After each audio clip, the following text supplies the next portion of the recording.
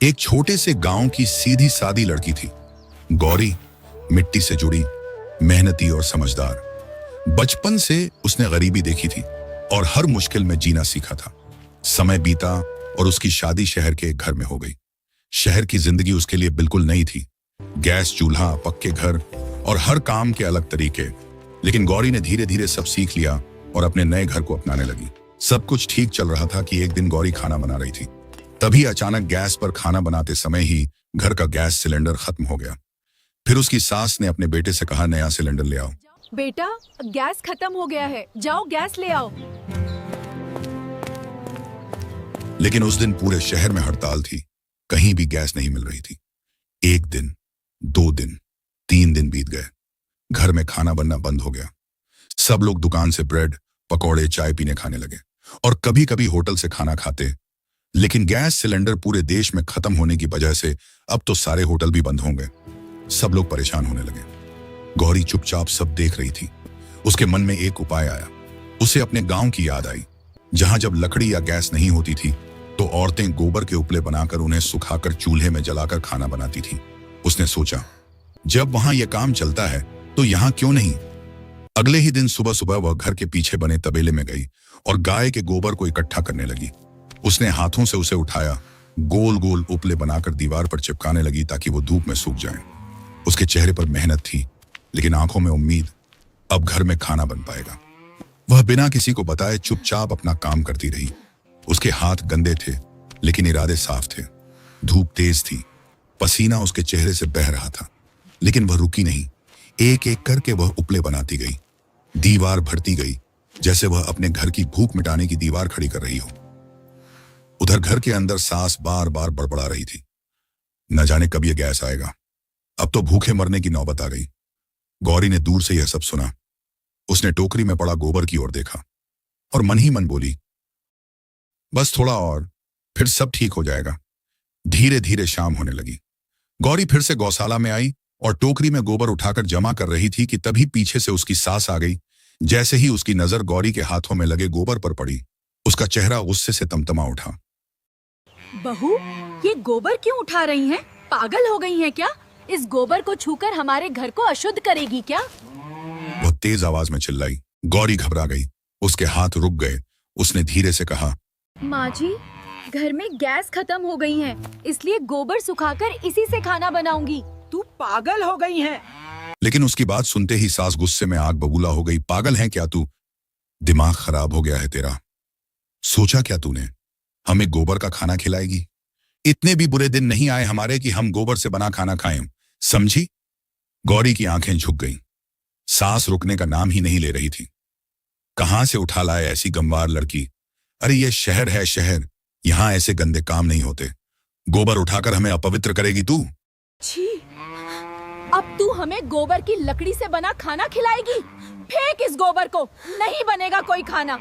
हर एक शब्द जैसे गौरी के दिल में चुभ रहा था। दिमाग खराब हो गया है तेरा? बहू है या मुसीबत? इतना कहकर सास गुस्से में पैर पटकती हुई अंदर चली गई और जाते जाते बोल गई, फेंक इस गोबर को, नहीं बनेगा कोई खाना। गौरी वहीं खड़ी रह गई। उसके हाथ अब भी गोबर से सने हुए थे, लेकिन आंखों से आंसू बहने लगे। वह धीरे से नीचे बैठ गई और अपने हाथों को देखने लगी। मैंने तो सिर्फ घर के लिए सोचा था। उसके होंठ कांप रहे थे। तभी बाहर से उसकी छोटी सी मासूम बेटी की रोने की आवाज आई। माँ, भूख लगी है। वह दौड़कर उसके पास गई, अपनी बच्ची को गोद में उठाया। बच्ची भूख से रो रो कर बेहाल थी। उसकी छोटी छोटी आंखों में आंसू थे। गौरी ने उसे सीने से लगा लिया, लेकिन उसके पास देने के लिए कुछ भी नहीं था। उसकी आंखों से आंसू लगातार गिर रहे थे। क्या करूं मैं? कैसे खिलाऊं अपनी बच्ची को? कुछ देर बाद वह चुपचाप उठी। उसने कोने में रखा खाली गैस सिलेंडर उठाया। भारी सिलेंडर को घसीटते हुए वह अपने पति के पास गई और धीमी आवाज में बोली, ए जी, गैस खत्म हो गई। बेटी भूखी है, आप कहीं से भी गैस भर लाइए ना। पति ने भी कोशिश की। वह सिलेंडर लेकर इधर उधर भागा। एक दुकान, दूसरी दुकान, तीसरी दुकान, लेकिन हर जगह से एक ही जवाब मिला, गैस नहीं है, हड़ताल चल रही है। शाम हो गई, अंधेरा छाने लगा, लेकिन गैस नहीं मिली। उधर घर में छोटी गुड़िया भूख से लगातार रो रही थी। गौरी उसे गोद में लिए बैठी थी। उसके आंसू रुक नहीं रहे थे और बाहर दीवार पर लगे वो सूखे उपले जैसे उसे चुपचाप देख रहे थे, मानो कह रहे हों, हम थे तो चूल्हा जल सकता था। लेकिन अब सब कुछ सास के गुस्से में रुक गया था। रात गहराने लगी थी। घर के अंदर सन्नाटा था, लेकिन गौरी के दिल में तूफान चल रहा था। आखिर वह चुपके से उठी, सबकी नजरों से बचते हुए घर के पीछे गई, जहां उसने दिन में बनाए हुए सूखे उपले लगे थे। उसने जल्दी जल्दी चूल्हा जलाया, पतीला रखा, थोड़ा सा चावल चुपचाप बनाने लगी। उसकी आंखों में बस एक ही ख्याल था, मेरी बच्ची को भूखा नहीं सोना पड़े। चूल्हे की धीमी आग जल रही थी, धुआं उठ रहा था और उसी धुएं में गौरी की उम्मीद भी जल रही थी। लेकिन तभी पीछे से एक तेज आवाज आई। बहू, तुझे मना किया था ना, गोबर के उपले से खाना नहीं बनेगा, सबको बीमार करेगी क्या? गौरी डर के मारे कुछ बोल नहीं पाई। सास और चिल्लाई, भले हम भूखे मर जाएं, लेकिन ये गंदा खाना नहीं खाएंगे, समझी तू? और गुस्से में उसने चूल्हे पर रखा पतीला उठाकर जोर से जमीन पर फेंक दिया। छन्नाक! सारा खाना मिट्टी में गिर गया। गौरी वहीं जमीन पर बैठ गई। उसकी आंखों से आंसू बहने लगे, उसके हाथ कांप रहे थे। उसने टूटे हुए मन से सोचा, आखिर कब तक? ऐसे कितने दिन चलेगा? मैं क्या करूं? उसकी नजर दूर दीवार पर पड़ी, जहां अभी भी कुछ उपले लगे थे। तभी उसके मन में एक नई सोच आई। अगर ये लोग गोबर के उपले से बना खाना नहीं खाएंगे, तो क्यों ना मैं गोबर से गैस बनाऊं? उसे याद आया, स्कूल में उसने एक बार गोबर गैस, बायोगैस के बारे में सीखा था। उसकी आंखों में फिर से उम्मीद चमक उठी। हां, अगर मैं गोबर गैस बना लूं, तो बिना किसी को पता चले गैस से ही खाना बन जाएगा और मां जी को पता भी नहीं चलेगा। अब गौरी ने ठान लिया, वह हार नहीं मानेगी। अगले ही दिन सुबह गौरी चुपचाप अपने काम में लग गई। उसने घर के पीछे चुपके से एक छोटा सा गड्ढा खोदा। फिर उसने ताजा गोबर लिया, उस गड्ढा में गोबर को डाला और बराबर मात्रा में पानी मिलाकर एक घोल बना लिया।